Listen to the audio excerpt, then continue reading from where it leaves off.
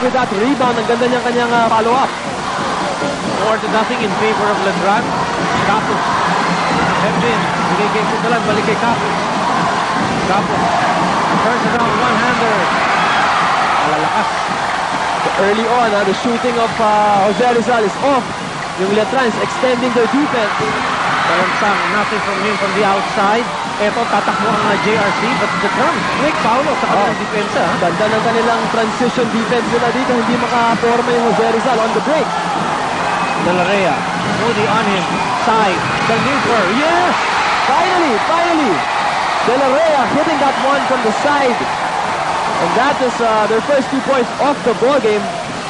First time in 27 years for JRC to be in the final. Yung opponent na yun ng JRC, sila Cesar pa yun. Samantalang in the front, going back-to-back. And Moody answers with a more lethal 3-point basket. Well, yung JRC cannot afford to leave Moody open from outside. They need to put more pressure on the men of Letran. Well, the lineups of Letran and JRC through the years, tinignan natin ng Paolo at itong lima nila for Letran and for JRC, itong pinaghirapan lima nila.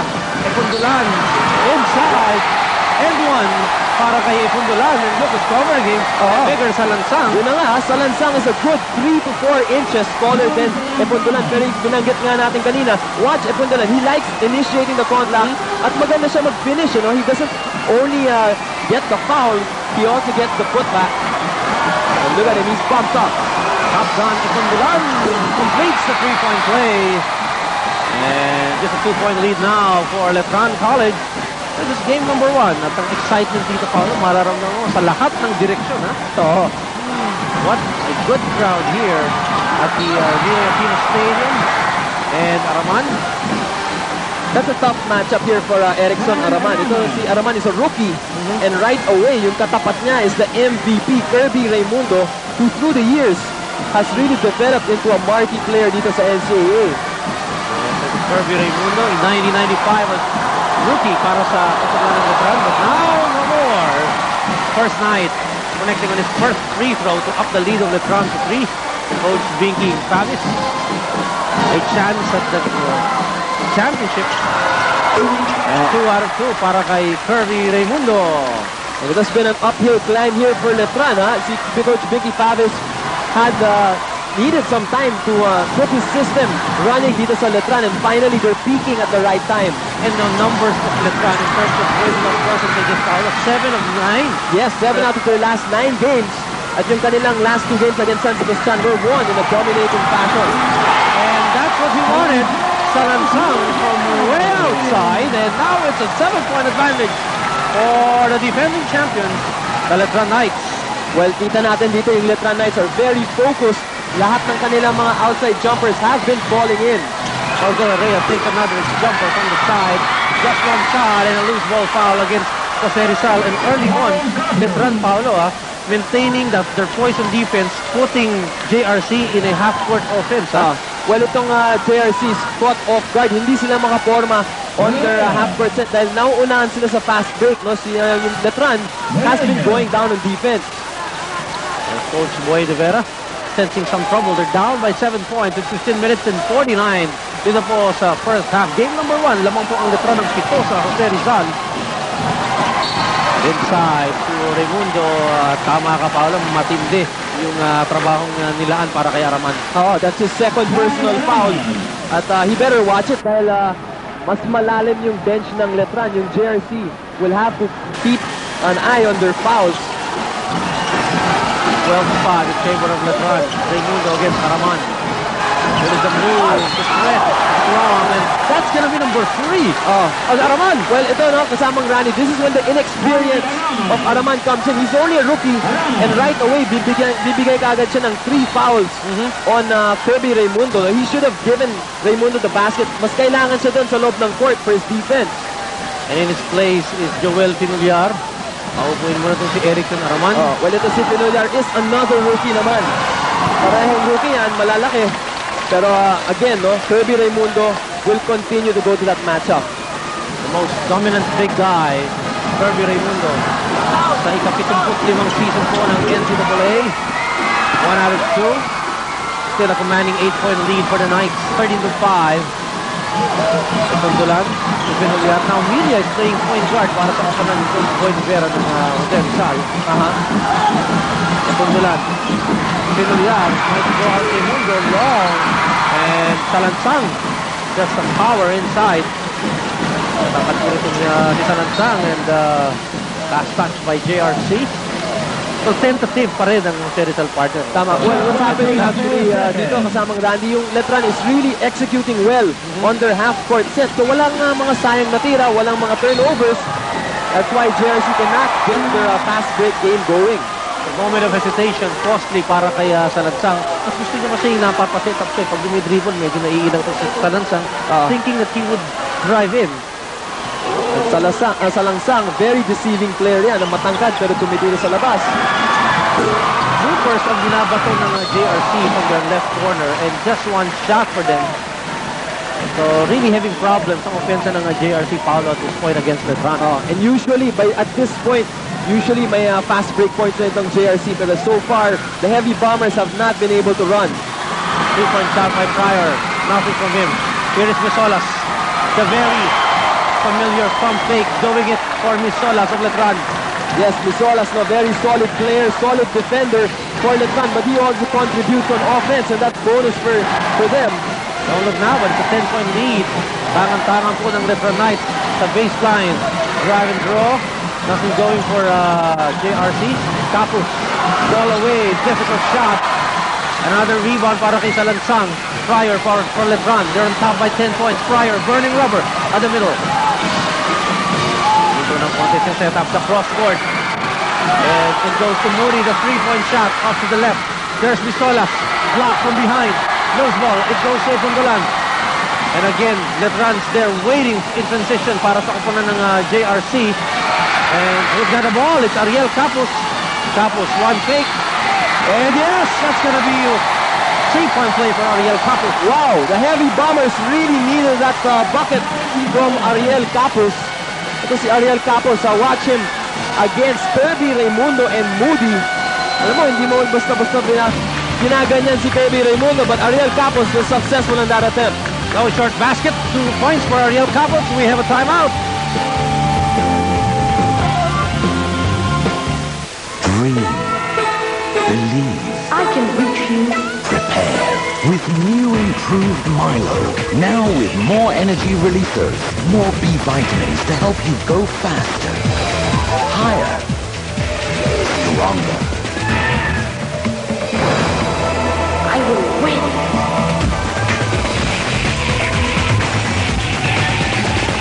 Raise your game. Drink Milo. Now with more energy releasers. Handa na bang Sa three finals ng Letran at ng JRC. Kasama ko nga ngayon, syempre, the aerial voyager of the PBA, Verhel Meneses. How are you enjoying live college basketball action? Well, first time ko pa rin makapanood na pumasok yung team namin na JRC. Di ko kasi na-experience nung naglalaro pa ako sa JRC. Napakarami tao at napakasaya. That's what I wanted to ask you nga rin because you said nung time na naglaro ka, hindi kayo nakapasok ng championship. How do you feel now na you have this chance to get a championship after 27 years? Well, siyempre masaya.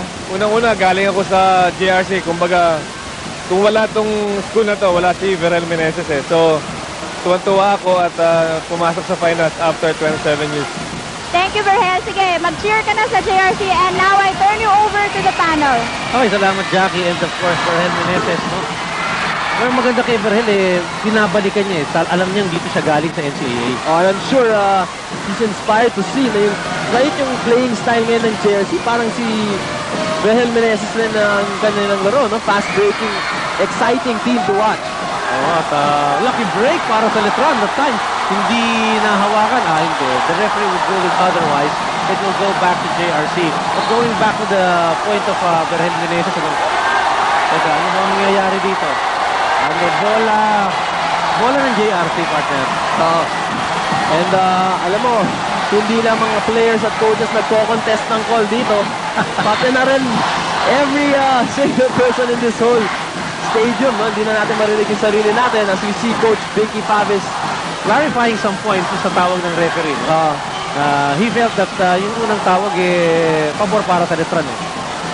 inside to Pinagyan. Look at the rebounds. Letran dominating JRC, stepping on the end line. And as expected, Letran will lord it over pagdating sa rebounding department. Pero dito nga, no, hindi nakakaporma yung JRC. They have to get some loose balls, some steals.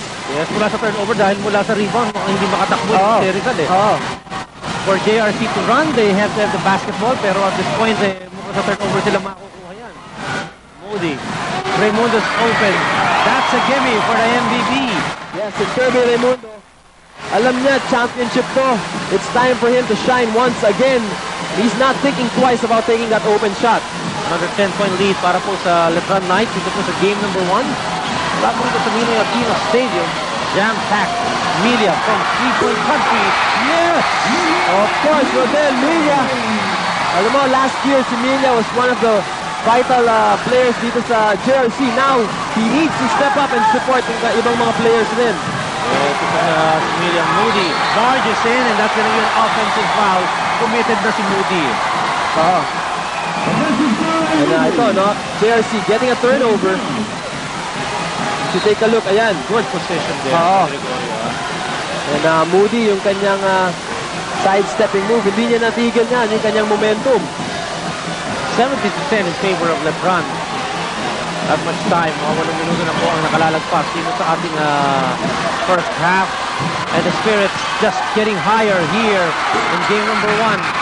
And the defense of Misolas really tight on Ariel Capus, making it very hard for Capus to have a good look at a basket.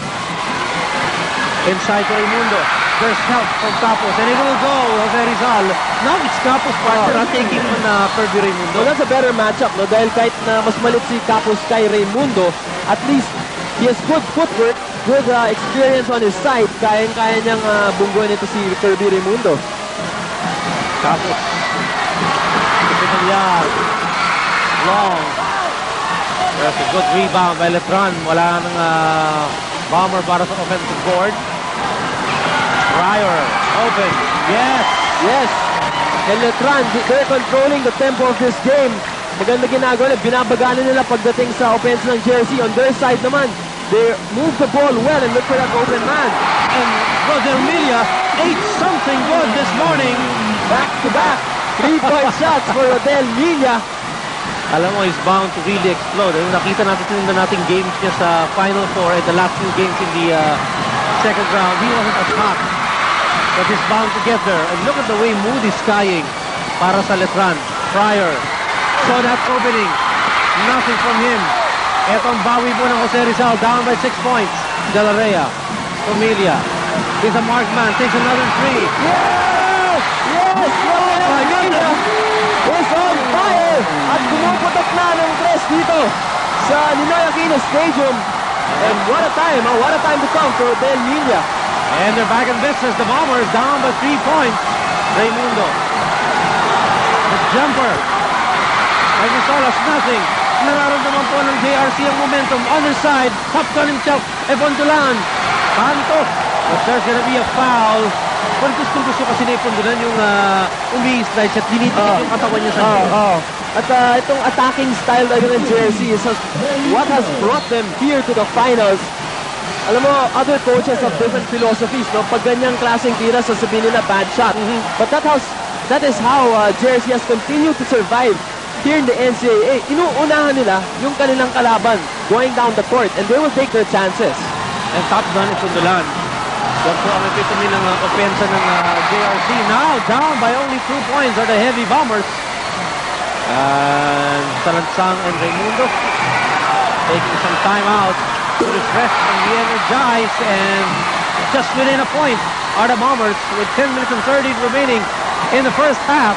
Pacheco now the point guard para sa kapunan ng Letran. Some new faces for Letran. That was a good move by Soriano, and one for him. Ganda ng escape act ni Soriano doon. Bukas na bukas yung shaded area. He was able to elude his defenders and get the bucket and one. Well, bukas nung nakita ni Tikboy yung lugar na yun, too late na itong si Ipundulan para habulin siya, giving him the free throw, and he converts So, nakabawi ang Letran Oh. 3-point play. Well, makikita natin, no, some fresh legs for Letran. Pacheco, Ayo, Soriano, they're in the ball game. Bigyan natin. Tama. And tama, Orlan tama. So 4 new faces on the floor. Tapos, that's just plain experience for you and a lot of talent for Ariel Capus. Ariel Capus making minced meat out of the defense of Misolas. What Pacheco, the fake, trouble, giving it to Ayo. Letran is in trouble, but not with Ayo. At the middle, yes! Alam mo, maganda yung mga slash ng Letran. Two plays, ha? Well, kanina kasi, binibigay ng jersey yung outside shot sa Letran, and they were taking it. Ngayon na umaangat naman sila, they're doing the smart thing. Yung Letran, I'm talking about them, they're driving in. Airball attempt for Ekundulan. 24-20 in favor of Letran College. Pacheco against Milia. Steal here by De La Rea. To Milia. Milia, this is going to be his own cake, but he missed it without the icing, and it will go back to Letran. Kinana ni Milia nag-alangan na rin. He's a lefty. And Rodel Milia, actually bukas na bukas siya doon ng fast break attempt. He was just a bit short. Almost a gimme. Milia already with 3 3-point shots. Ang familiar ata sa kanya yung Lea Paulo. Gusto niya doon sa may rainbow territory. 24-20 in favor of Letran. Tama, another 3-point artist. This is game number 1, Philippines, between Letran and the JRC. Soriano, short. And nobody from Letran to get an offensive board. De La Rea. They're missing this explosion from afar. 8.5 remaining in the first half. Yes, Milia. Rendell De La Rea has been quiet. Markman itong si De La Rea. Sila, pagputo ito, pwedeng sunod-sunod ito. Averaging in double figures. Capos. Given a screen by Pinulyar. Pinadjust yung tira niya. Mahirap din yung anggulong yun eh. He was expecting na angatan siya. Walang umangat. Oh! Yes! Ayo with a picture-perfect shot. And some showtime for Aldin Ayo, taking it to the hoop. Well, in the game that I've covered Letran, Ayo has come up with some nifty moves inside. Ito si Aldin Ayo is a very explosive player. He can really leap. And the second fingers of Letran coming back. Look at Raimundo, just one stop. Using his wrist, nothing here from him. And that's going to be a foul from behind from Ariel Capos as Tama was able to get the offensive board for Letran. Yeah, good trail job by Orlan Tama. And we take Look a at look. his shot, Look at that. Wow! My goodness! Season, sunod-sunod yung tres na pinakawalan ni Milia. This is the last one of the 3, and that brought JRC back after trailing by as much as 10 points following in the first half. Well, when the yellow shirts were struggling on the fast break, they relied on the outside shooting of Rodel Milia. And he took it upon himself. Ang lakas ng loob niya, taking all those attempts from outside, and they fell in for him. With 7 minutes and 40 remaining here in the first half, Letran naman showing some life, courtesy of the second stringers, with Ayo and Raimundo together with Tama now at the 4.5-meter line. Yes, well, definitely Letran has the deeper bench. And this guy, Orlan Tama, isa na yan sa mga players coming off the bench who delivers big para sa Letran. They just upped the lead to 7 points. Coach Boy De Vera. Kasi Coach Boy De Vera naglaro yan sa back-to-back championships ng JRC. So he knows what it's like to be in this situation. 28-20. Some distance here between Letran and Jose Rizal. Ekundulan. Emilia. 3-point shot. Whoa! He just couldn't miss, partner. He just couldn't miss. Yes, Rodel Milia, the surprise package for JRC. At wala sigurado ko, wala ito sa scouting report na ginawa ni Coach Binky Favis. At ang Not ganda. on a 4 of 4. Definitely he can hit. Pero kung may gutong sunod-sunod, the way he's putting up and lighting up the scoreboard, Paolo, simply amazing for Rodel Milia. Pacheco being hounded by Milia. Up by 5 points is Letran. Tama. Looking inside. Pacheco's open. Outside shot. Yes, bawi, partner. Ayun, he returns the compliment. And Pacheco, bibigyan niya rin, bibirahin niya rin ito yung depensa ni Rodel Milia. Practical 8-point lead for the Knights. Capos to Milia. Ekundulan, they're trying to work it as close as possible. Melia, 3-point shot. Nah, not that time. Yes, not that time for Rodel Melia. Kaya ko nalaglag yun eh. Talagang pinagkaroon ako sa kuhan eh.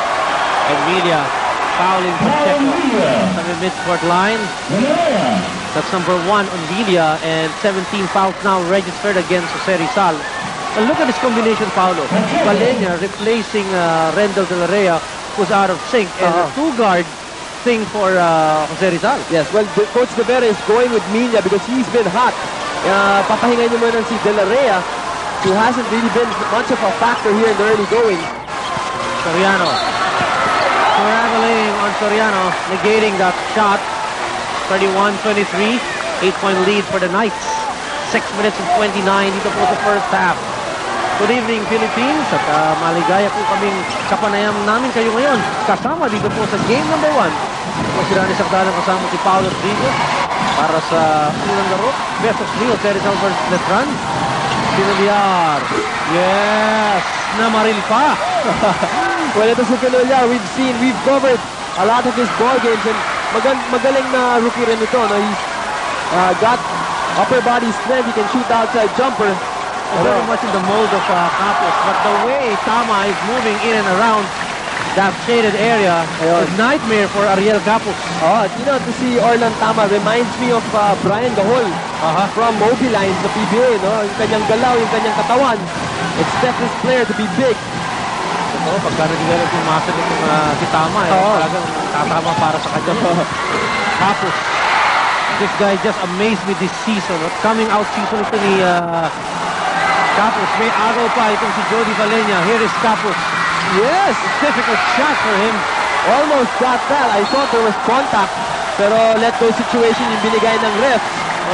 Si Valenia ang natawagan ng loose ball foul. 2 free throws para kay Dwight Moody. Yes. And if you'll notice, because J.D. Valenia was called for that foul. One of the steals leader also in the league. 2 free throws for Dwight Moody. Hindi makakuha na tayo ng ngiti mula kay Boy De Vera. They're down by 6 points, and Dwight Moody has 2 free throws para po sa kupunan ng Colegio de San Juan de Letran. Dwight Moody, free throw line. Malamig, cool na cool itong si Dwight Moody. Amidst the roar of the players, the fans, the friends and schoolmates from Colegio de San Juan de Letran, Dwight Moody is still out of show. Back to 8 points ang lamang po ng Letran College. And that's 5 points now for Moody. Ito yung kahirapan pagkalaban mo yung Letran. Hindi mo alam kung sinong babantayan mo. Well, that's an important point na sinabi mo, Paolo. For JRC, contrast yan. Alam mo kung sino yung tatakuin yung triumvirate nila. For Letran, you've got to guess on particular days kung sino yung pumuputok para sa Letran, except of course for Kirby Raimundo. Of course, Kirby Raimundo, day in and day out, will contribute. But aside from that, yung kanyang teammates are also there. Just a simple way of putting it into the hole for Kirby Raimundo. So back to a 10-point lead para sa Letran. Well, Kirby Raimundo is dominating this ball game with his sheer strength and size. Down low, walang tao sa jersey nakaka-match up dito kay Kirby Raimundo. And once more, a quiet JRC crowd here at the Ninoy Aquino Stadium. Capos. Wow. Fall away against the outstretched arms of Orlan Tama. Well, he feels more comfortable working with Tama than the post. Because si Ariel Capos will settle for that failure. Very impressive talaga yung kilos na. Samantala, foul of the ball, itong si John Pryor. Magandang matchup rin panoorin ito. Valenia and Pryor, the quickest point guards in the NCAA. Look at the substitution of JRC. Mabasa and Gregorio coming in para sa JRC. Well, Mabasa is not a regular part in the 9-man rotation of JRC. Yes. Well, tignan natin, Coach Boy De Vera seems to have some surprises up his sleeve.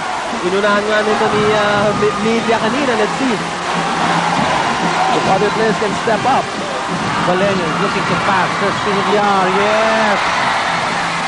He's got the sting tonight. And turnover committed here. Yes, and Pryor is getting frustrated with the defense of Valenia. Pangalawang offensive foul yan. Tingnan natin yan, no? He's denying the ball. Well, kasamang arte na dyan. Oo, But ito man to si Valenya. He's a very smart player. Well, composure will have to play an important part in his championship series. So quick on a gun. Missed shot para sa Jose Rizal. 6-point lead for Letran. Moody. You know, you're going to appreciate the way, if you're covering NCAA games for a number of years, the way the players have matured. And Kirby Raimundo certainly is no exception. Kita mo yung si Raimundo. Veteranong partner eh. Watch this. Kirby Raimundo only on his third year and already dominating the league. And for a big man, yung galaw niya, kaya niya mag-3, kaya niya mag-4. He really can move, no? I mean, sidestepping move na yun kasamang Randy. Coming from the free throw line, he extended all the way. And he has to work on his free throws. They're on top by 8 points. Pundulan, Valenya. So far from the three-hombre, only Ariel Capo playing according to script para sa JRC. And almost a miscue there para sa kupunan ng Letran. Look at the way Pryor was able to adjust to the load. And this shot there, Martino James himself with a back to the basket. Orlan Tama, never giving up. We talked about his presence inside, missing that dunk. Pero ang ganda ng kanyang composure, he kept it. At ang ganda ng follow-up. But Pundulan tried to strike it strong, 2 free throws. Well, let's look at the way it was designed for Tama. Missed it and tried to tip it back. And here is the reverse shot. He just wouldn't give up. Orlan Tama. Tamang-tama. Para po sa Letran. Lamang sila ng 41-31. 75th NCAA season. Ang dami ni Paulo. Ngayong gabi dito po sa Ninoy Aquino Stadium. And boy, this place is rocking, Paulo. Yes, between Letran and JRC. Yes, well, right now, Letran College has been controlling the tempo. JRC down by 10 points, but expect them to catch up. And alam naman natin, pag biglang gumana na dito yung running game ng mga yellow shirts, there's no looking back for them. Well, if Pundulan has to hit more shots sa larong ito, though contented with just a few points, partner, ha? Ito si Pundulan, merong 6, pero puro free throws yung nililista ng ating statistician dyan, eh. Oh, well, so far, it has really been Nina and Capos that have been scoring for JRC. Well, 2 minutes and 54 remaining here in the first half. 8-point lead, tangan-tangan po ng Letran College. Pacheco, giving it to Soriano. Looking downstairs. Moody's got it. Trying to work to Raimundo. They work on the other end. But Pacheco drives in, loses the handle. Here is the run of JRC. Pundulan from behind. Diretso ba yan? Oo, dire-diretso si Pundulan. Not even Moody's defense from behind could stop him. Tama, the top gun. Getting his points off the fast break. And look at the way Valenya is providing a lot of defense in Pacheco, but maybe not too smart. JRC